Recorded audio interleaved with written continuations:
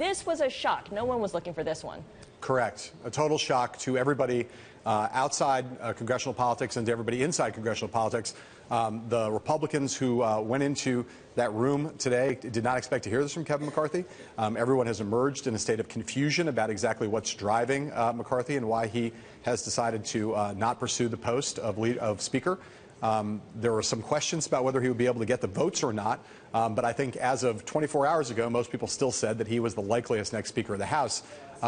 So there's some question about whether political considerations, personal considerations, or what may have been driving McCarthy to make this announcement. But it does no doubt throw the leadership question in the House into a state of chaos.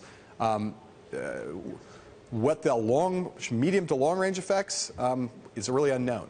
But the first thing that the House Republicans are going to be looking for is for some kind of a consensus candidate to step forward. You know, McCarthy had a couple of challengers, neither of whom were likely to be able to command broad support within the Republican caucus.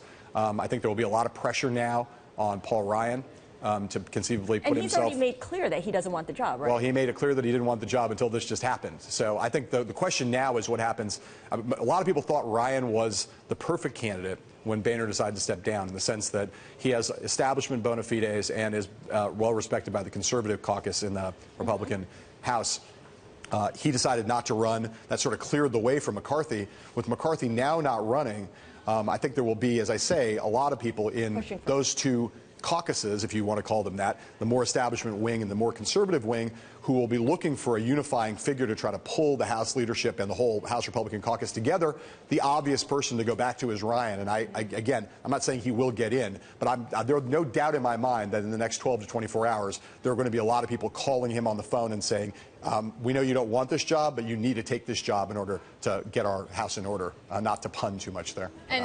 And to what you've been speaking about, and sort of the surprise from the Republican establishment members, we're getting sort of the responses now. Republican Charlie Dent saying he doesn't know why Kevin McCarthy announced he was dropping out. You have Pete Sessions saying he doesn't know when Speaker elections will even be called. I mean, it truly seems like across the board, everyone's like, what? I have no idea what happened. There are not that many times in politics, especially in things that are as orchestrated as leadership elections, where genuine surprises occur, where something happens that all of the players involved, or virtually all the players involved, did not expect to happen. This is one of those moments, and you're hearing from those House Republicans when they express their confusion. They're not play acting. They are genuinely puzzled as to why McCarthy has made this decision.